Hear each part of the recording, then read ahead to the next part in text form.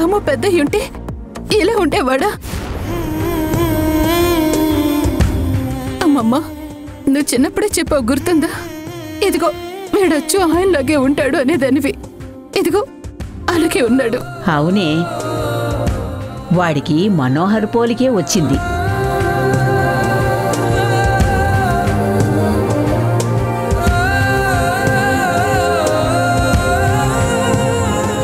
అనవసరంగా ఎందుకమ్మా ఈ ఫోటో తీయించావు? రాము దూరమైన బాధని ఊర్మిళ ఇప్పటికీ మర్చిపోలేదు. ఇప్పుడు ఈ ఫోటో చూసి మరింత బాధ పెరుగుతుంది కదా. కన్నతల్లి కడుపు కోతను తట్టుకోవడం కష్టమమ్మా. నువ్వు ఇలా చేయడం వల్ల తనని మరింత బాధ పెట్టిన దానివయ్యావు. లేదంకల్, ఖచ్చితంగా ఆంటీకిది ఆనందాన్నిస్తుంది. అలాగే ఇంకొక ఫోటో కూడా తీసుకొచ్చాను.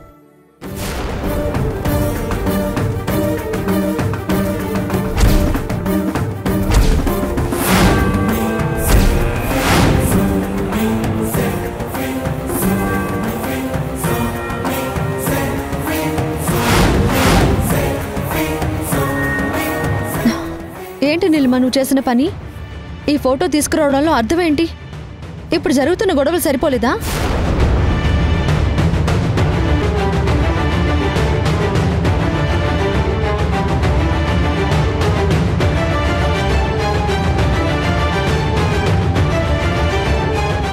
ఎందుకు బాను అంత టెన్షన్ పడుతున్నావు? నేనేమి చిన్నప్పుడు పారిపోయిన శివ ఫోటో తీసుకురాలేదే. చాందిని ప్రాణంగా ప్రేమించిన పార్థ ఫోటో తీసుకొచ్చాను. నా ఫోటో తీసుకురావడంలో నీ ఉద్దేశం ఏంటి నీలిమా? ముందు అదేంటో చెప్పు. ఎందుకు పార్థు, నువ్వు కూడా భానులా అనవసరంగా సీరియస్ అవుతావు? చాందిని తనకి ఎంతో ఇష్టమైన తన అన్నయ్య రూపాన్ని చూడాలని రాము ఫోటో అడిగింది. అందుకే ఆ ఫోటో తీసుకొచ్చాను. నీ రూపానికి ప్రతిరూపాన్ని తన కడుపులో మోస్తుంది కదా. మీ ఇద్దరి ఫోటోలు పక్కపక్కన పెట్టి రోజు చూసుకుంటుంది అనుకో. చాందినికి పుట్టబోయే బిడ్డ చాందినికి ఇష్టమైన అన్నయ్య రూపంలో పుడతాడో లేక ప్రాణమైన నీ రూపంలో పుడతాడో ఎవరికి తెలుసు?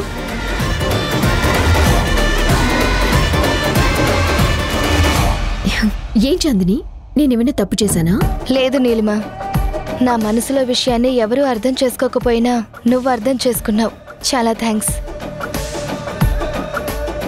అంకుల్, ఆర్టిఫిషియల్ ఇంటెలిజెన్స్ ద్వారా రాము పెద్దయితే ఎలా ఉంటాడో ఫోటో తీయించాను. అలాగే మీ శివ పెద్దవాడైతే ఎలా ఉంటాడో మీకు చూడాలని లేదా? తీయించమంటారా?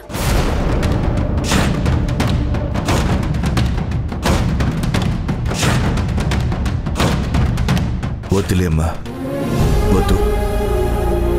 వాడు దూరమై మాకు బాధని, చెల్లెమ్మకి కడుపు కోతనే మిగిల్చాడు.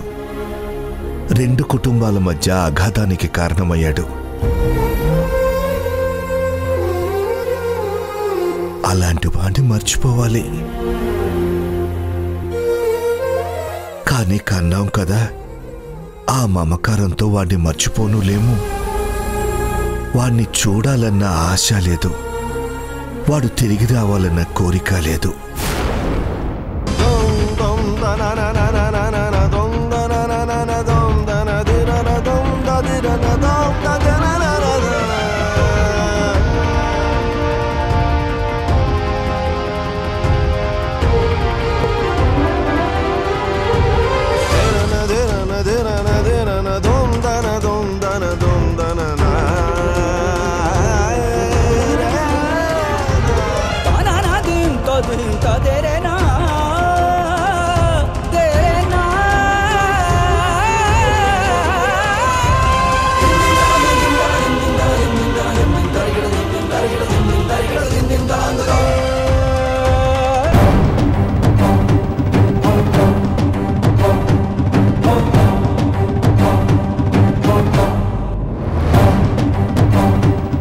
ఏంటి కార్తీక్ ఇది?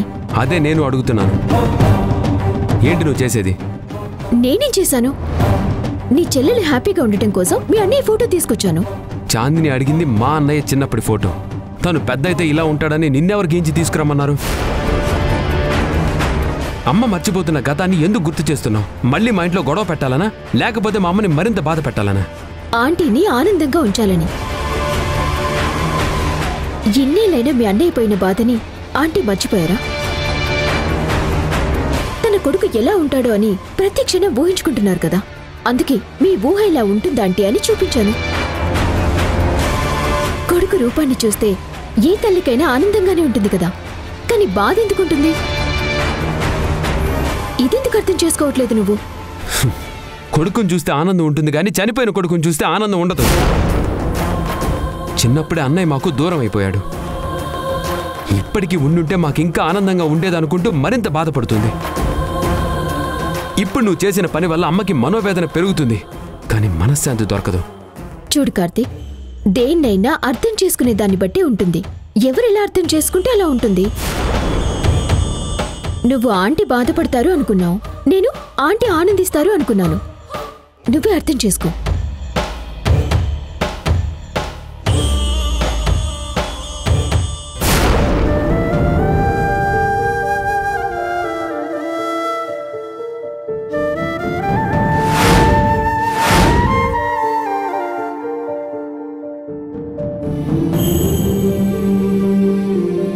చూసావా పార్దు, నీలిమ ఎంత మంచి పని చేసిందో. రాము అన్నయ్య ఈ వయసులో ఎలా ఉంటాడో మనమెవరూ ఊహించలేకపోయాం, కానీ తను ఊహించి తీసుకునొచ్చింది. ఆ శివ మా అన్నయ్యని దూరం చేసుండకపోతే ఇప్పుడు మా అన్నయ్య ఇలాగే మనతోనే ఉండేవాడు కదా.